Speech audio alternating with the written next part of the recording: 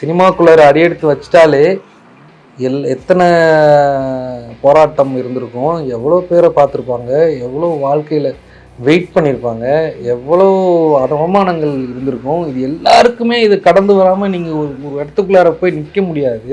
Social மீடியாவில் இப்போ ஒரு சில மாதத்துக்கு முன்னாடி நினைக்கிறேன், என்னப்பா வராரு நடக்கிறாரு, என்ன ஸ்லோ மோஷனில் நடக்கிறாரு அப்படின்னப்போ ஒரு சில பேர் என்ன சொன்னாங்கன்னா, நீ முள்ளு மலரம் பார்த்துருக்கியா, நீ காளி பார்த்துருக்கியா, 6 முதல் 60 வரை பார்த்துருக்கியா? இல்லை, இந்த கேள்வி யாரோட கேள்விக்கு யார் பதில் சொல்கிறாங்கன்றது தான் முக்கியம். இப்போ நீங்கள் இந்த கேள்வியே எனக்கு அனாவசியமானது, அதுக்கு பதில் சொல்கிறதும் அனாவசியமானது.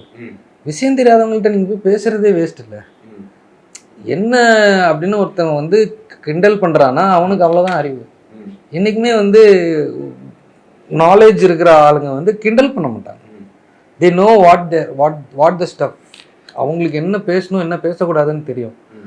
அப்போ அவங்க கிண்டல் பண்ணுறாங்கன்னா கிண்டல் பண்ணுறதுக்கெலாம் பதில் சொல்லிக்கிட்டு இருக்கிற அளவுக்கு நம்ம வெட்டியாக இருக்கும். அதுக்கு பதில் சொன்னால் இதுதான் அவங்களோட பாயிண்ட். ஓகே, அந்த பையனுக்கு அது சந்தோஷமா, அப்படி பேசுகிறதுனால அவனுக்கு ஒரு மகிழ்ச்சி வருதுன்னு அவன் நம்புறானா, அது அவனோட பெர்செப்ஷன். அது நம்ம போய் அவன் பெர்செப்ஷனுக்கு போய் தம்பி நீ வந்து இதெல்லாம் தெரிஞ்சுக்கணும்னு அவனை எஜுகேட் பண்ண ட்ரை பண்ணால் நம்ம முட்டாள வரணும். எஜுகேஷனுங்கிறது ஹேஸ் டு கம் வித்தின். அவன் புரிஞ்சுக்கிறது தான் விஷயமே. அதை வந்து எல்லாரும் போய் இது தெரியுமா அது தெரியுமான்னு கேட்டால் அது திருப்பி அவனுக்கும் உனக்குமான ஈக்குவேஷனே இல்லாமல் போயிடுது இல்லை. அவன் பேசின முட்டாள்தனத்துக்கும் அதுக்கு பதில் சொல்கிறவனும் அதே முட்டாள்தனத்தோட தானே இறங்கி போய் பதில் சொல்ல வேண்டியதாக இருக்கு. அவசியமற்றது. அப்படிலாம் ப்ரூவ் பண்ணுற அளவுக்குலாம் அப்படிலாம் இல்லை, யாருமே இல்லை. சினிமாக்குள்ளார அடியெடுத்து வச்சிட்டாலே எத்தனை போராட்டம் இருந்திருக்கும், எவ்வளோ பேரை பார்த்துருப்பாங்க, எவ்வளோ வாழ்க்கையில் வெயிட் பண்ணியிருப்பாங்க, எவ்வளோ அவமானங்கள் இருந்திருக்கும். இது எல்லாருக்குமே இது கடந்து வராமல் நீங்கள் ஒரு இடத்துக்குள்ளார போய் நிற்க முடியாது.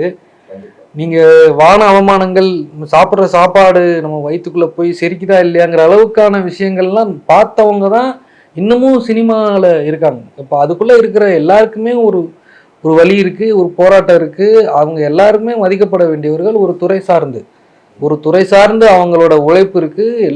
அவங்க வாழ்க்கையே இதில் மேலே இதுக்குள்ளே இன்வெஸ்ட் பண்ணுறாங்க. அப்படின்னா இன்றைக்கி ஒருத்தங்க ஒரு பொசிஷனில் இருக்காங்கங்கிறது any position, not in top. If you are being a part of this ஃப்ரெட்டர்னிட்டின்னா அதுவே பெரிய விஷயம்தான். இன்னைக்கு அதுக்குள்ளார நுழையிறதுக்கு தான் அந்த கிண்டல் பண்ணுறவனும் கேலி பண்ணுறவனும் பேசிக்கிட்டு இருக்கோம். இன்னைக்கு கிண்டல் பண்ணுவான், நாளைக்கு திரும்பி இங்கே வந்து உட்காந்துட்டு நமக்கே எப்படி படம் பண்ணணும்னு சொல்லி கொடுப்பான்.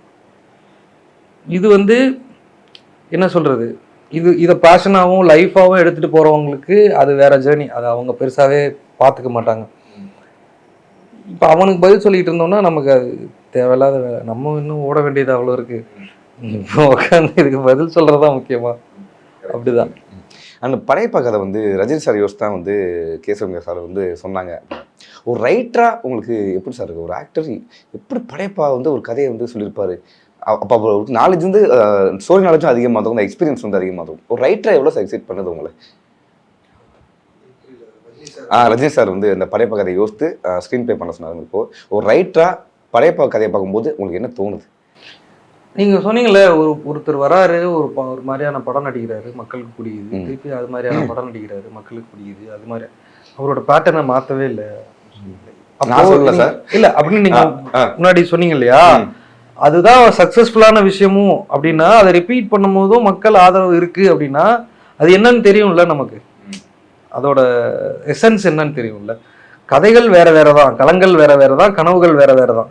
ஆனாலும் போராட்டம் ஒரே மாதிரி தான் இருக்க போகுது, ஏற்ற இறக்கங்கள் ஒரே மாதிரி தான் இருக்க போகுது. ஒரு அண்டர்டாக் வின்ங்கிற கான்செப்ட்ன்றது இங்கே இல்லை, ரஜினி சார் இல்லை, வேர்ல்டு வைட்.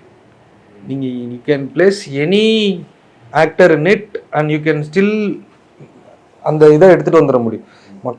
பொதுவான மக்களுக்கு, பெருவாரியான மக்களுக்கு எது பிடிக்கும்னு தெரிஞ்சு அதுலேயே இவ்வளோ வருஷமாக அது திருப்பி பல்வேறு இயக்குநர்கள்ட்டிருந்து அந்த கதைகளை சூஸ் பண்ண அந்த ஒரு ஜட்ஜ்மெண்ட் தான் அவரை இந்த படையப்பா ரைட்டராக வந்து அவரோட நாலேஜ், அவர் அங்கே அப்படிலாம் இருந்த ஒரு இந்த பிஸ்னஸில் எனக்கு என்ன பண்ணணும்னு தெரியும், அப்புறம் நான் பண்ண மாட்டேனா, பேசிக்காக அதுதானே. அப்போ ரைட்டராகவும் அது அந்த ஃபார்முலா, அந்த essence of the storytelling வந்து அவருக்கு புரிஞ்சதுனால தான் அது அவரால் அதை சாத்தியமாச்சுன்னு தான் நான் ஃபீல் பண்ணுறேன்.